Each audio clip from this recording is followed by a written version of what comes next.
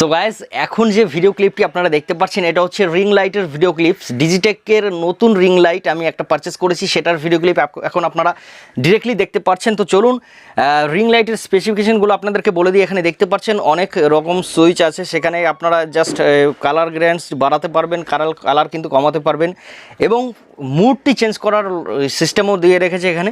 তো আমি জাস্ট একটু মুডগুলো চেঞ্জ করছি, 3টে মুডে পাওয়া যায়। তো এটা একদম ওয়াইভ, একদম যেটা আর কি ব্লু ব্লু টাইপের অ্যাটাচ আছে সেটা হচ্ছে এখন রয়েছে বর্তমানে। আর এটা হচ্ছে একটু ইয়েলো টোন রয়েছে এবং নেক্সট থার্ড যে কালারটি রয়েছে সেটা হচ্ছে এটা একদম হোয়াইট টোন।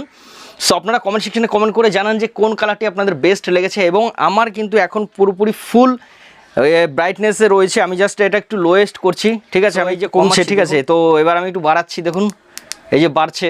তো আমি জাস্ট একটু কমিয়ে একদম লোতে নিয়ে আসছি, ঠিক আছে? লোতে নিয়ে আসলে দেখতেই পাচ্ছেন ভিডিও ক্লিপ কিন্তু একদম অনেকটাই খারাপ হয়ে গেছে এবং ডিফারেন্স টাইপ লাগছে আমার ফেসটায়, ঠিক আছে? তো আমি জাস্ট একটু বাড়ালাম, তো সেক্ষেত্রে আপনারা বুঝতে পারছেন যে এটার লাইট কতটা এফেক্ট ফেলে ফেসের ওপরে। তো চলুন মুডটি আবার চেঞ্জ করে দিই।